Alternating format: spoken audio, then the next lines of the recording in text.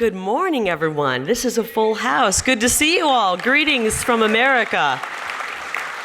Wow, such a beautiful place. I've spent the last couple days really enjoying your amazing country and this amazing city.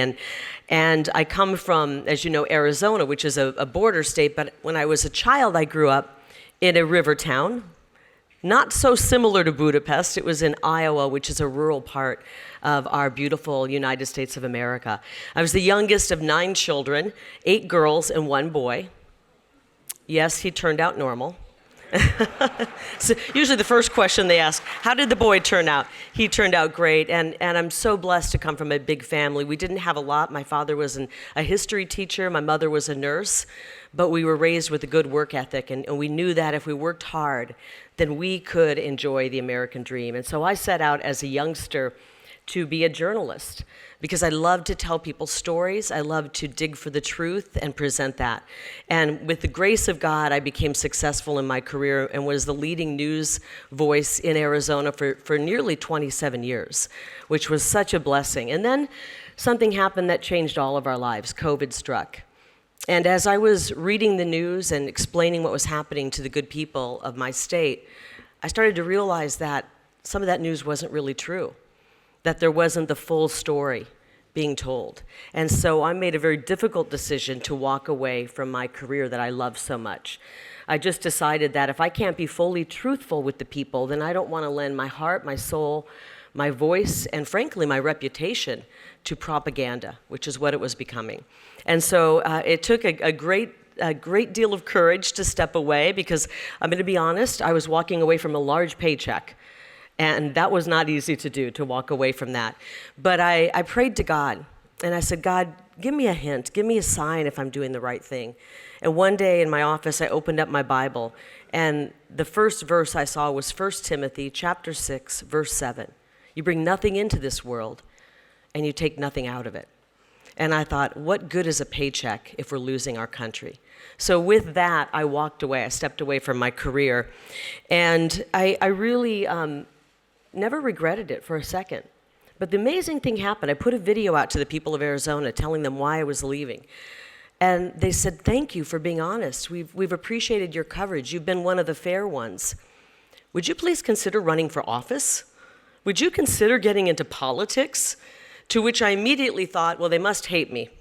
If they want me to leave the corrupt world of news and go into the even more corrupt world of politics, they must think I'm crazy.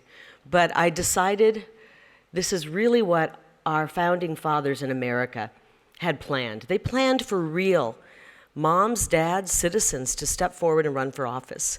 And so I took a great leap of faith. I stepped into the political arena, and we created the greatest movement of mama bears and dads, and a great political movement where all kinds of people got involved. Students got involved. It was truly one of the greatest political movements the state of Arizona had ever seen because it was really set up with policies similar to what you're doing here in Hungary. I had no idea when we decided that our top priority was going to be to secure our southern border, to stop the invasion at Arizona's border. Our borders in Arizona at the time were being controlled by the drug cartels in Mexico, and the fentanyl was pouring across and it was killing our babies, our children. And I said, this is nuts, we gotta stop this. And so with that, I said, we're gonna build the wall, we're gonna protect our citizens. I wanna be that mama that would protect my family, and I wanna be that kind of a governor for Arizona. And so we had an amazing movement, and we were going to do all kinds of great things to strengthen the family, much like what you're doing here, so that families were able to work and raise their family and have a healthy environment for their children and have an education where our kids are not being indoctrinated, but rather they're getting skills training so that when they get out of school, they can go out and be contributing members. We also have a plan to end homelessness and chronic street homelessness so that our streets are safe. Little did I know I would walk into Budapest and basically see all of the policies that we dream for in Arizona, right here in this beautiful city. My daughter came along with me. She's somewhere. She's right here in the front row. And unfortunately, the airlines lost her bags. So she spent the day roaming the beautiful streets of Budapest, shopping and gathering a few things to wear. And I didn't worry about her for 1 second. I knew she was exploring this beautiful place, And that's the kind of safety and security that every mother should be able to see for her children. And we can do that if we put forth strong leaders. Unfortunately, yes. So, unfortunately, it is those strong leaders like your Prime Minister Viktor Orban, who I had the great pleasure to meet yesterday. What a gentleman, what a kind man, what a hardworking man. And President Trump, who we heard from earlier. The people who are the truth tellers and the peacemakers who are being destroyed by the fake news. We call it fake news, and I think you call it that as well, right? And we have to push back against this megaphone for the globalists. They will destroy our globe if we allow them to. And you know, it's interesting because I worked in the media. It's always opposite day in the media. If they say that what you're doing is bad, it's probably good. If they say that what's being done is good, it's probably bad. And I always said on the campaign trail, before they stole our election from us in Arizona on November 8th, I said, you need to vote for the people who the fake news is attacking. Those are the people who are fighting for you. The Viktor Orbans of the world, the Donald Trumps, the Kari Lakes, the people who are willing to take the heat, take the hits in the media. It's almost gotten to a point where if you're not strong enough to take criticism from the fake news, if you're not strong enough to not worry about being canceled on social media, then maybe you're not strong enough for the fight. And so we need to get strong. We need strong leaders. We need strong mothers and fathers who aren't afraid of the criticism, who aren't afraid to be called names because they stand up for their children's education. They don't want their children to be indoctrinated in school. And we have that. That's growing in America, and I'm so happy. You know, one of the things my team does every day is they print out the news headlines. I haven't gotten them. Colton, hand me the headlines real quick. It's almost comical. Hang on. Every day they print out the headlines, and I feel like I'm on Planet Crazy. I call it Planet Crazy because if you believe what the fake news says, you really do start to think we're on Planet Crazy. Here we go. This is just on CPAC. Hungary hosts European CPAC in hopes of rallying global far right. Orban's vilification of migrants is at center stage in CPAC and returns to Hungary. I mean, this is crazy stuff. Vilification?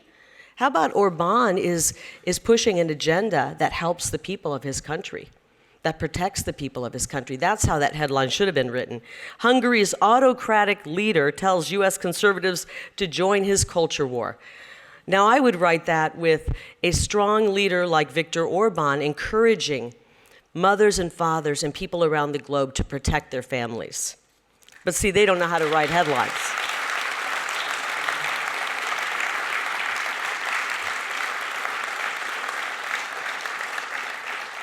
And here's one. They actually went after one of my favorite people, Congressman Paul Gosar, one of the greatest congressmen to walk the halls of Congress in our great country. Paul Gosar to share stage with members of party founded by Nazis. This is insane stuff. I'll get to the last one here. They called us ultra-conservative. You know what? I've been called worse. Here's one, and this one hits us. Kari Lake and Paul Gosar to appear with far-right politicians. You know what?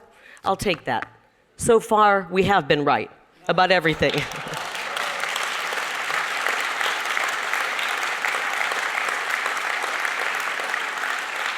And the far left have been wrong. They've been wrong, and if we continue to allow them to bully us with their propaganda, which frankly is garbage, tear it up, don't read it.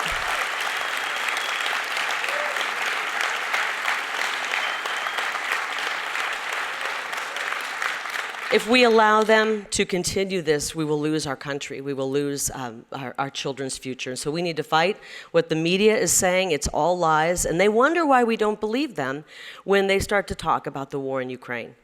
We start to really wonder if they're telling us the truth about everything. And I'm going to tell you right now, and I'm out of time, but as a mother from Arizona, we've sent $170 billion to Ukraine while we have a wide open border and we have drug cartels running our state. We can't afford to do that anymore. We need to invest in America. And I believe that the first way out of this war, to bring the peacemakers in, and I understand that Prime Minister Orban has offered up this beautiful city for peace talks. The only way to stop that war is to turn off the money to it. And I believe that in America, we need to turn off the money to this war and bring together Zelensky and Putin sit them down here in this beautiful country, in this beautiful city, and sit them at a table and say, come to peace. We need peace in this world. The mothers demand peace for our children. I thank you so much, Hungary, for inviting me. And I just want you to know, I have great hope, and I'm going to end it with this because I know that God doesn't make mistakes. God put each and every one of us here, at this pivotal moment in human history, in American history, in Hungarian history, that He put us here for this fight. We are fully equipped for this fight, and everybody can play a part in it. So let's continue fighting for our children and for our countries. Thank you, Hungary. Thank you, Miklas, and thank you, CPAC, for inviting me. Appreciate it.